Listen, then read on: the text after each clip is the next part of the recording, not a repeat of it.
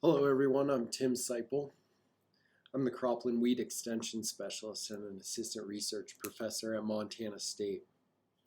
Today my presentation is going to cover my journey in gardening and weed management. So thank you all for coming to listen. In general, I'm a plant ecologist. I'm a plant nerd. I really like biogeography and plant biodiversity. So my current position is as cropland weed extension specialist, and in that role I help Montana farmers manage their weeds and manage cropping systems by providing knowledge and research-based solutions. I've also worked on plant diversity in the sagebrush steppe of the Intermountain West. I wrote my master's thesis about that. And then my PhD focused on the distribution and demographics of plant species in mountain ecosystems around the world. And one of the things I really like about that is getting to see all the different species around the world, but all the similarities that they share. The photo in the top right corner, that's of a gentian growing up on the Beartooth Plateau. The deep blue gentian photo there, that's my photo of gentian from a valley in Switzerland. And then as I've gone around the world and I've traveled, I've seen species like the bottom left, the moss campion, Silene acaulis, which is present in many of the temperate mountain regions in the northern hemisphere. It's a circumboreal species. So when I see it in all these different places, I like to greet my old friend. So I'm really excited to give you guys this presentation because, first of all, I'm an avid gardener myself and I really like agriculture. And I've had gardens on a few different continents in the places that I've worked and lived. The photo in the top right, that's my garden as we worked on it in Switzerland. That's where I earned my PhD. And then in the bottom left corner, those potatoes, that photo I took in Zawiya Hansal in Morocco, where I've led a study abroad 3 times with MSU students to work in community gardens and to work with the local community in agriculture, which has been really interesting. So here's one of the gardens we worked at in spring as we during one of our trips. The community garden, we worked with the community, the school children, local farmers, and we wanted to increase the amount of nutritious vegetables that were there. And actually it was the local leader of the village, the sheik, who wanted that done. And he was also an avid gardener when he was younger, and he had fond memories of it. But one of the things that we wanted to do was help extend some of their garden season a little bit. And by that was one of our intentions was to bring in some more leafy vegetables, which aren't commonly eaten unless they're pot herbs in Morocco. And at the same time, we wanted to minimize our chemical inputs. So how did I get involved in working and going into this part of Morocco?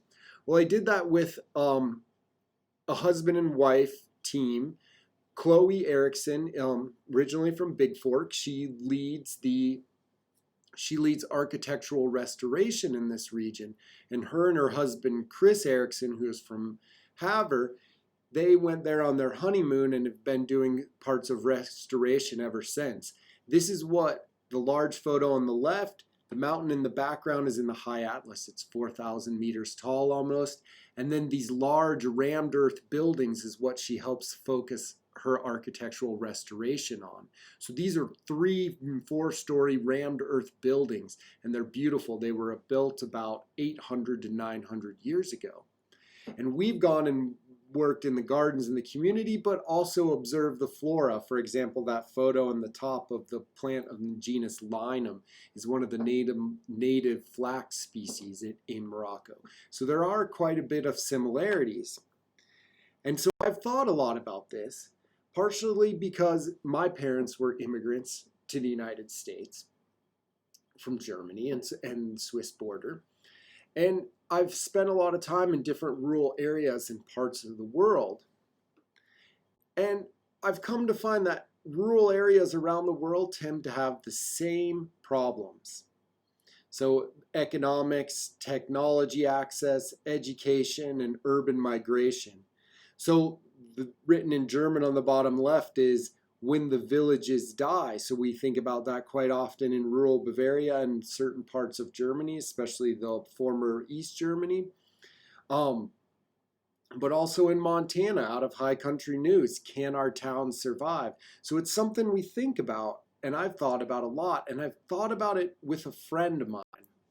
And this is partially how I got involved in and continue to work there. Is the friend who's pictured on the left there, his name was Ross Lynn, and he was a farmer from North Louisiana, and he studied here, and we went to school together.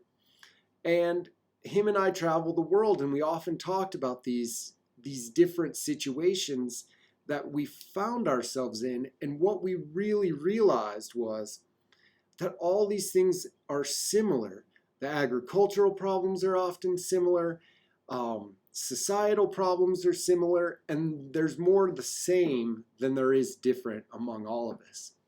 So in 2016 and 18, we've gone to Morocco, and I led this group. Ross was actually killed in a farming accident in 2013, and a foundation started in his name actually helps support travel for some of the students that go along. In 2018, we had the great opportunity to actually travel to the International Food Legume Conference, which was happening in Marrakesh, Morocco. And there we are out in front of some of the students and I out in front of the hall where the conference was held. And it really focused on pulse crops, which play a huge role in Montana. And it's a thing that brings similarity in between us, and that I've adapted recipes and I've adapted cultivation techniques for some of the different species.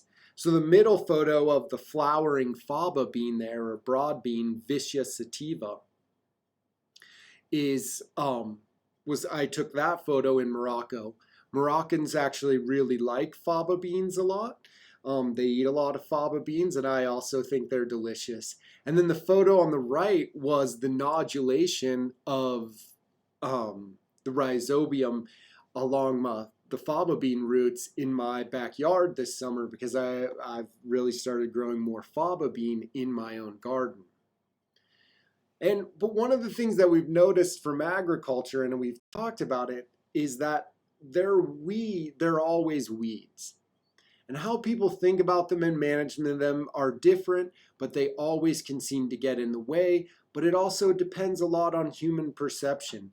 So here's a couple students who were on the trip in 2018, and we're looking in the garden, and we're about to take something out of fallow, and you can see the weeds, Malva neglecta, common mallow, same as what we have. And then the guy in the t-shirt, on the sweater, the red sweater, he's holding Euphorbia pepulus, actually, an annual euphorb weedy species. And then the species that I photographed on the far left, that's Papaver roeus, or field poppy. And we all know from Armistice Day on November 11, when the First World War ended, that one of the first things to grow back in the fields of Flanders after the First World War was this weedy poppy species. That's why the British and the Canadians wear these red poppies on Armistice Day 11/11. So a lot of it is about human constructs of how we understand weeds and how we manage them. But there truly are weeds that cause yield losses. But then there are weeds that become aesthetic. So to me, I'm sorry, but dandelions don't really bother me.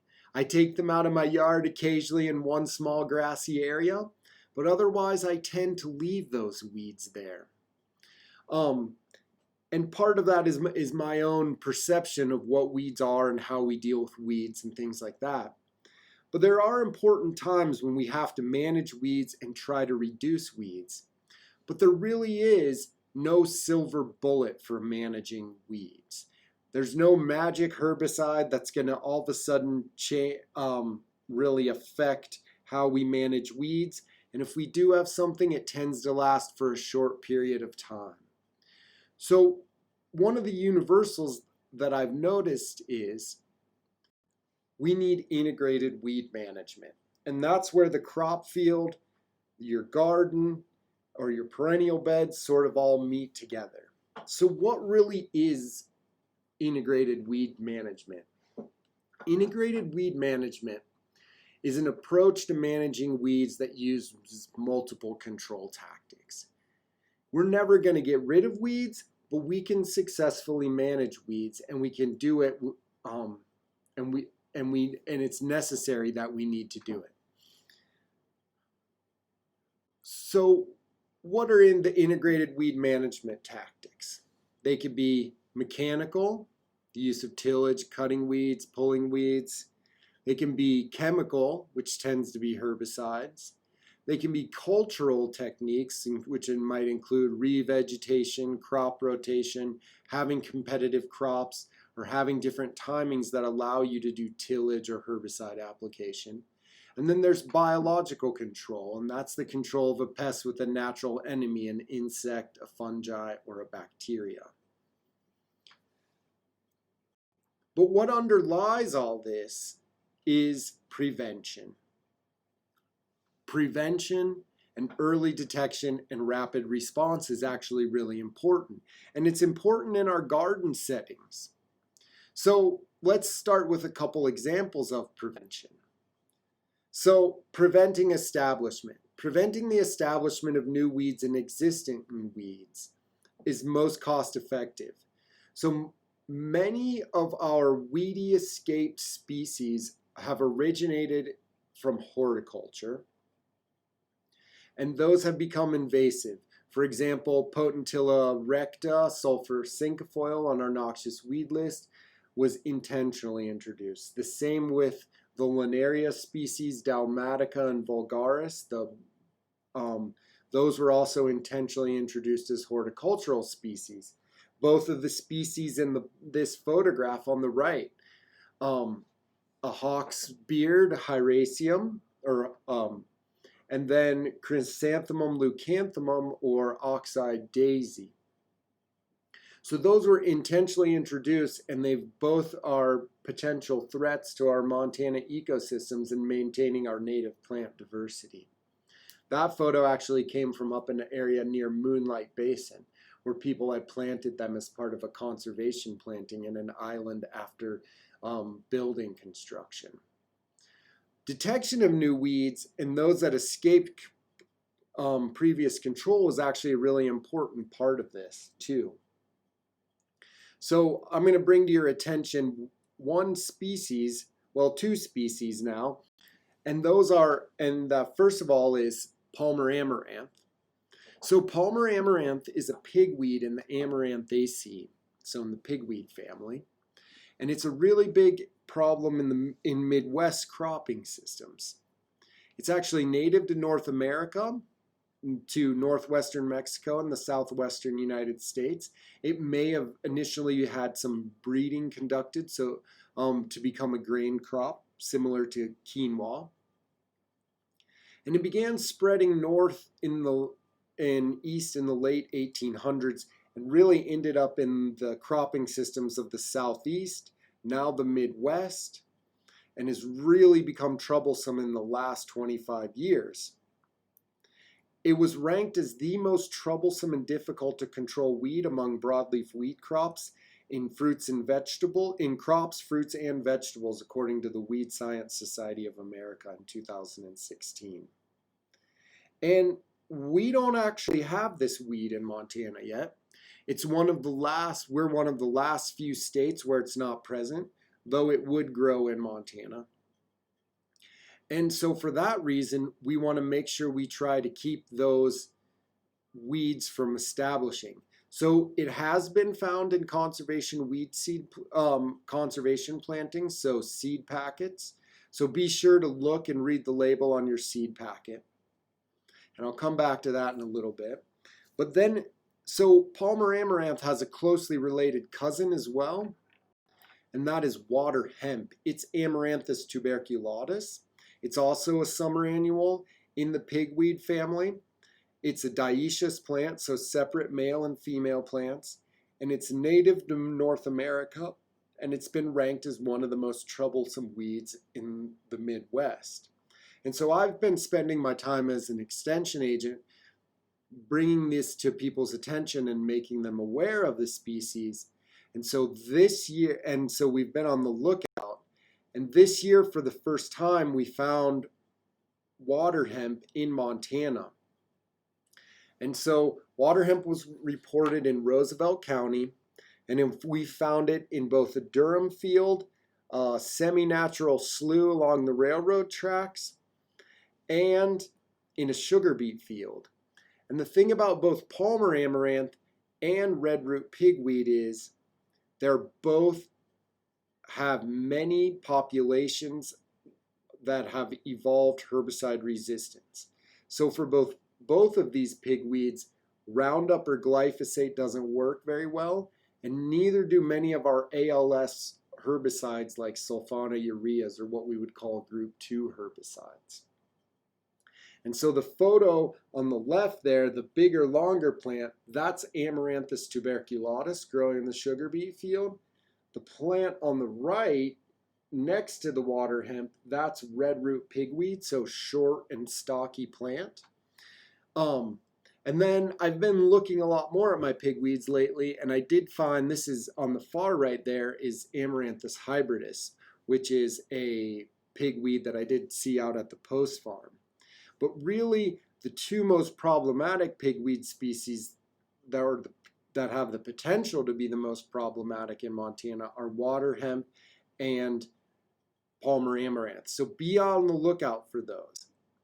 Read your seed packet and make sure they're not seed contaminants. They've been found in those conservation seed packets from the Midwest. If you suspect one of these plants, this is what we suggest as Montana State Extension. Contact your local extension agent or agronomist. Submit a sample to the Scudder Diagnostic Lab. If we suspect it's Palmer, a specialist will visit the site and make visual confirmation. We record the location. We can send it in for genetic testing to confirm it, because many times these pigweeds can be very difficult to tell apart.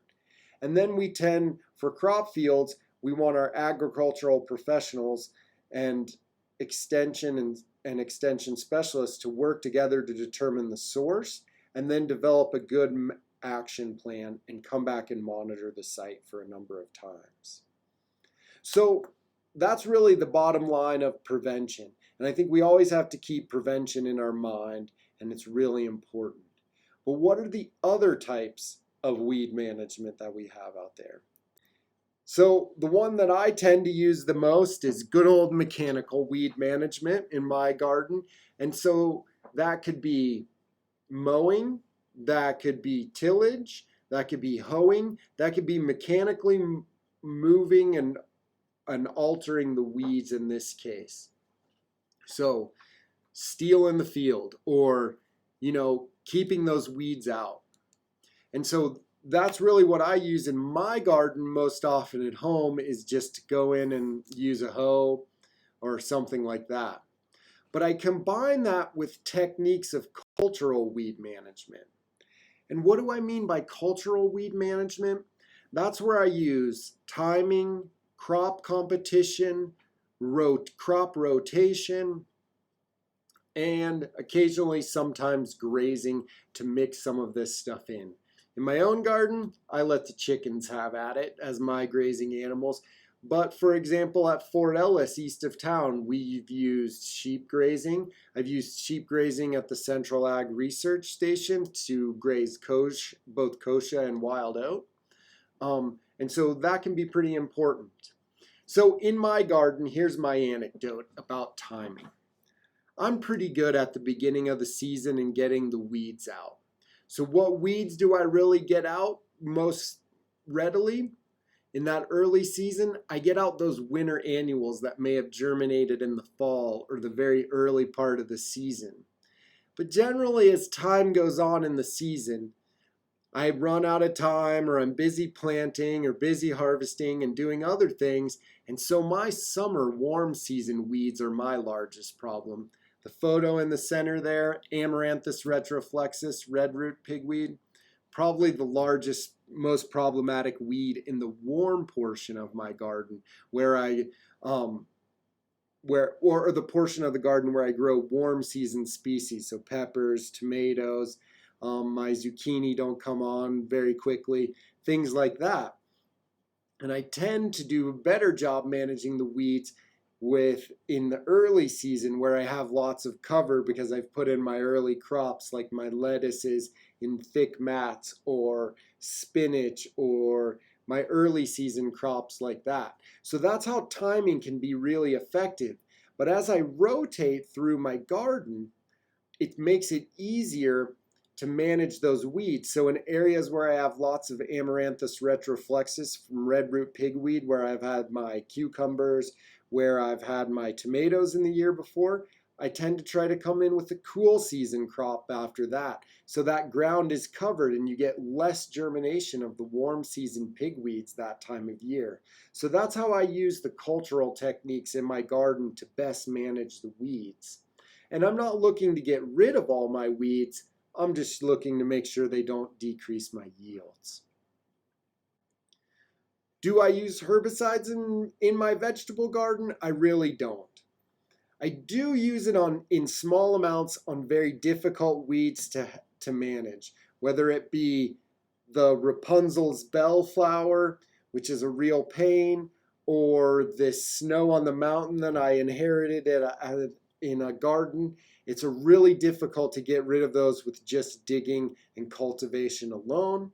So quite often I actually will paint on things like Roundup, and this is what Noel Orloff calls the deodorant, Roundup deodorant. It becomes in a gel stick where you can wipe it on the leaves and really get good control of these problematic perennial plants that we have that are maybe unwanted weeds in the garden. And why do I do that? Partially because I see a lot of the problems that herbicides can cause in garden to non-target plants. So here's a great example of a plant that came into the Scudder Diagnostic Lab. And it's a tomato that's had been mulched, and in that mulch was a synthetic auxin herbicide. And that synthetic auxin herbicide has caused damage to these tomatoes. So this is my public service message for be careful of herbicide carryover in our garden plants, and especially our vegetable plants, because we see this quite often in the diagnostic lab.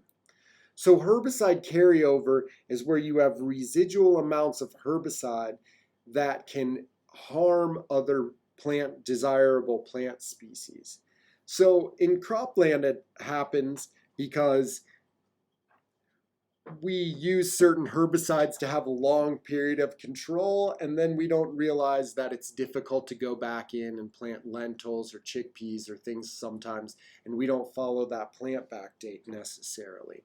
There are other environmental factors that factor into that. But in our garden, one of the most common herbicide carryover problems that we see show up is from forage and manure in there. And so there are a number of, this is out of a diagnostic guide, or a monk guide that we have, but there are a number of herbicides that if they're sprayed on non-cropland areas, right-of-ways, natural areas, especially where animals might graze, or that it might be a hay field or something where we take compost or grass clippings, and that ends up either in the hay or perhaps in the manure. It's passed through the animals, and then we collect that manure and we want to compost it and use it, and then we add that into our gardens,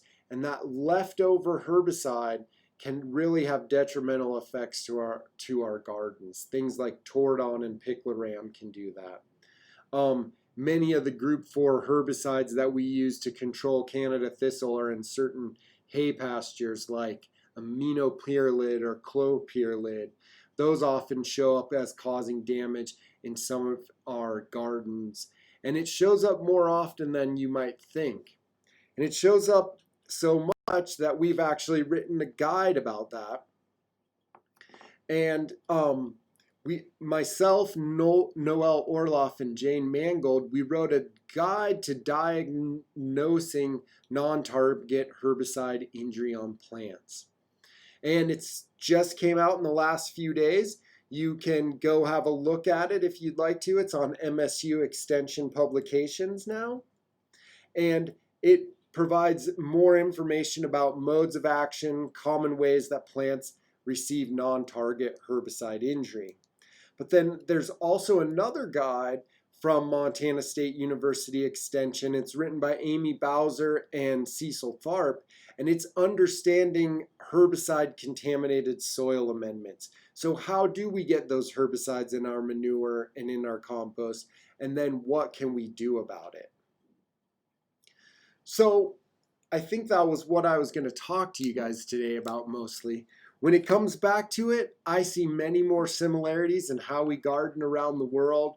And I think it's important that we use integrated weed management. And I think having presentations and discussions about how people use cultural and mechanical weed control methods is actually really quite important. And we can all learn a lot from each other. So if you have any questions, please reach out to me. I'd like to hear from you, even if it's just to say, I like faba beans too. I'm more than happy to, I love hearing from all of you. So with that, I'll answer any questions or take any questions. And thanks for coming to listen to my presentation.